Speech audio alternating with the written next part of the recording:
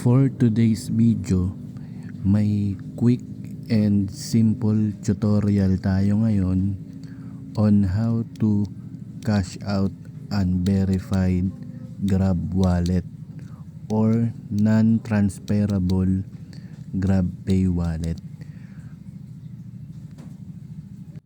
Ituturo ko ngayon kung paano kami mag-cash out dito sa tindahan namin ng GrabPay wallet na hindi verified or unverified.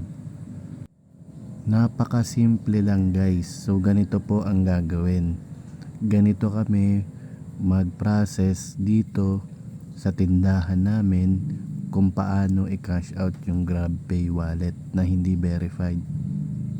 Sample guys, katulad niyan, meron akong 2,000 GrabPay wallet balance. So nakikita nyo po dyan sa baba is nakalagay ay hindi ako verified. Ayan po, nakalagay verification incomplete. So dito sa tindahan namin, ganito po yung ginagawa naming process. Sample guys, i-click ko po itong scan to pay. So i-scan po namin yung QR code ng tindahan namin. Itatapat ko lang sa screen yung QR code. And then ilalagay ko po yung amount, sample 2,000, ika-cash out ko. Then i-swipe po yung pay.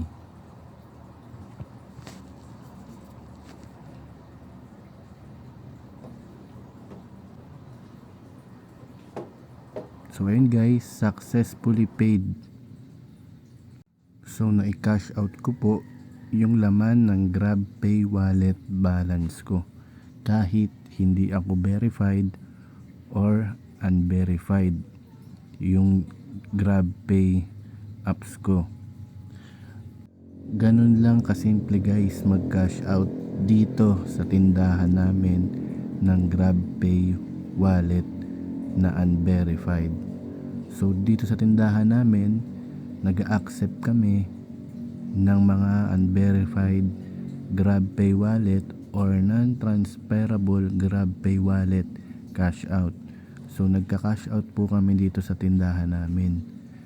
So kung gusto nyo po magpa-cash out dito sa tindahan namin, message nyo lang ako guys dyan sa may Facebook account ko kung nahihirapan ka mag-cash out ng unverified GrabPay wallet or non-transferable GrabPay wallet.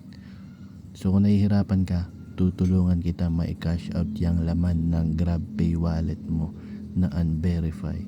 Message mo lang ako guys dyan sa Facebook account ko, nandyan sa baba ng comment section yung link. So yun lang guys, hanggang dito na lang yung video. Sana naturuan ko kayo kung paano mag-cash out ng unverified GrabPay wallet.